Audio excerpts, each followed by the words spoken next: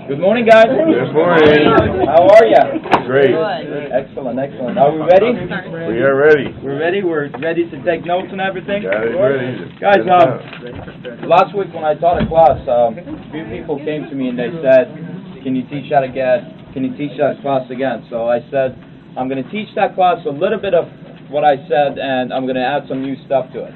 So today, I'm going to go over closing and sales techniques. I'm going to go over a few things. First is closing and sales techniques. Everything that I have learned in this business, in my past business, that was in the car business, and everything I have learned in the banking business. I'm going to share it with you all, okay? I'm going to go over my personal story, the personal story that I give to my clients. One of the most important things in this business is to have a personal story. Without a personal story, you're not going to build credibility for yourself with your clients. I'm going to go over presentations on how I get into presentation of closing a policy, and I'm going to go over how I close policies without asking questions. A lot of us, when it gets to the closing part, we ask questions. We say, "So, are you ready to sign? Is that it?" Yeah. I'm going to teach you how to not do that, how to not mumble, how to not ask questions to close. And last but not least, I'm going to teach you how to overcome objections. One of the biggest things in this business, especially as new agents, you're going to hear a lot of objections until you get better as an insurance agent and you have a much more confidence to close. I'm going to teach you how to overcome objections by consequence questions, so that you can raise up the emotion, and after you raise up the emotion, you can close the deal. So, I want to start with giving you some rules of closing, okay? I numbered it down. How many numbers is it? So be ready to write, because it's 21 closing rules. So, number one is say it, sell it in terms of what the customer wants, needs, and understands, not in terms of what you got to offer. Okay. Maybe your client, if your client is buying a life insurance policy from you, okay, maybe your client is buying a life insurance policy because they want to build up a cash value for their children. They want to build up a cash value for their retirement years. Okay. You sell it based on the needs. Okay. Now, life insurance policy, if you go on the website of the company, it has 40 pages. It has 40 pages for you to learn about life insurance policies. Are you going to explain 40 pages about these policies to the clients? No. You're going to explain what they need and the disclosures so that you don't get into trouble as an insurance agent for your license.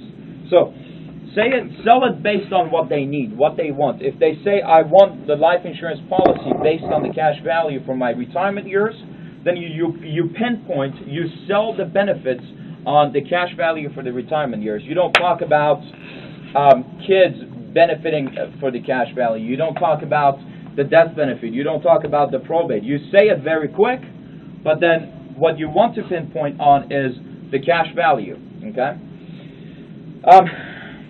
Ask them usually when I sit with my clients, especially when they're buying big policies, whether it's a life insurance, it's a long-term care, or so on and so forth, I ask them, tell me 3 things on why you need this policy. Okay? Tell me 3 things that you need a life insurance. Give me 3 reasons why this life insurance is going to save your life. And let them tell you, let them close themselves, rather than for you to close them. Okay? When they say, "I want life insurance policy because it's probate-free, it's tax-free death benefit, and it's going to build cash value," guess what you're going to talk about when you start selling the benefits of the policy? You're going to talk about probate-free, cash value, and tax-free death benefit. Okay? Second rule is gather personal information. Guys, we do a warm-up for a reason. We don't do a warm-up because we just want to warm them up. But we do a warm-up because, yes? Gather personal information. Say that one more time. Gather personal information. I'm going to go over it really fast because I got a lot of information, but if you guys have to stop me to ask me questions, please do. Gather personal information. When you do the warm-up, you're not doing a warm-up for just to warm them up. Okay, you're doing a warm-up to gather personal information, to direct them into what policy you want to sell. Okay? You ask certain questions to understand where they're coming from. You ask certain questions to see if a long-term care is within their need, if a life insurance is within their need. Okay? And the questions that you want to ask is, how long you've been living over here? You want to know how long they've been living in that house. The reason why is because when the spouse dies, you want to make sure that you leave enough life insurance for your spouse so that they can pay off the house. Okay?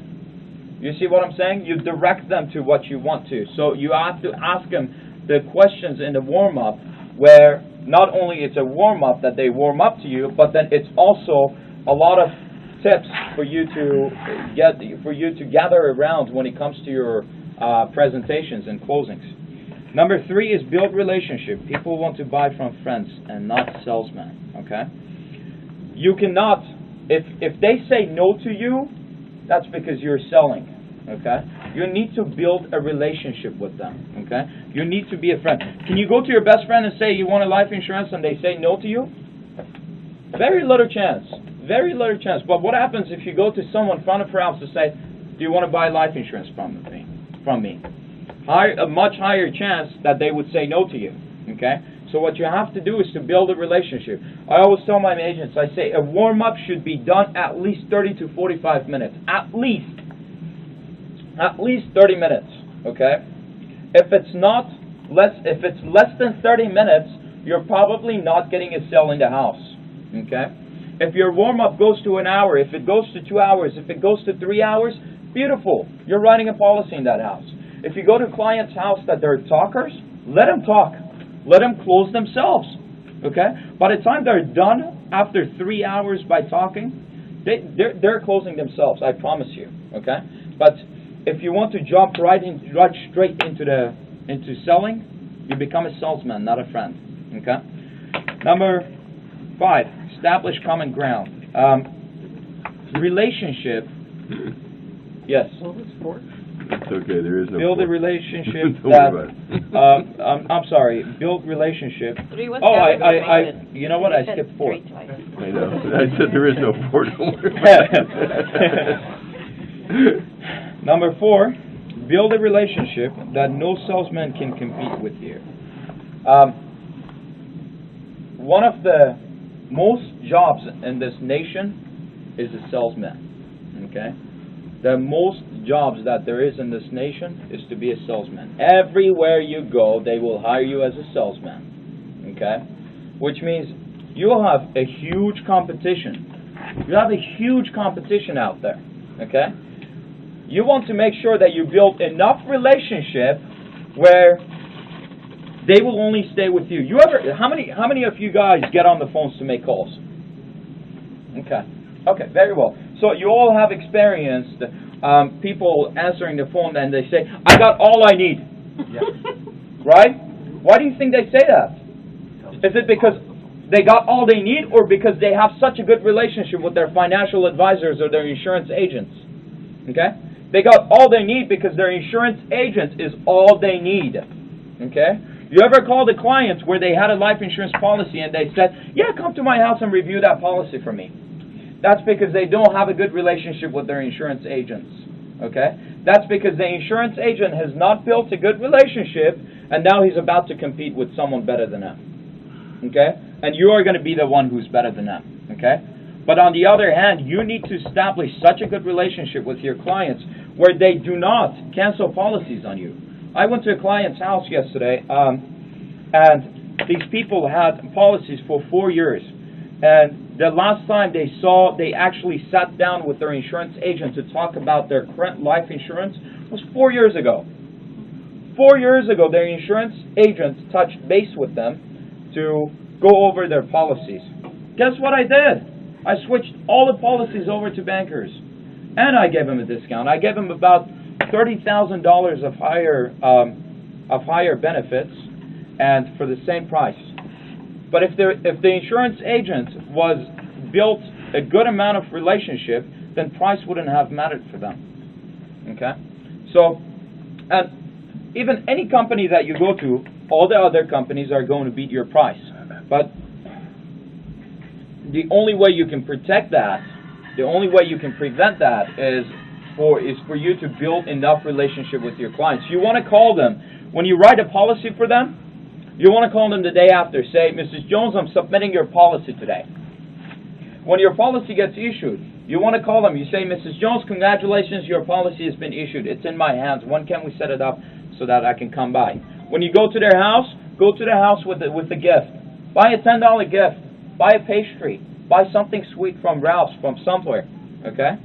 That builds a relationship. Okay? When you write the policy, you're gone. They're your clients. Call them a month after. Ask them how you're doing. During your warm-up, okay? Highlight those things that they say that are most important to them. If they say, yes, my son is going to college, call them a month after and say, how's your son doing with his college? How's he doing? Does he need any help? I'm in the insurance business. Does he need a job? Do you want me to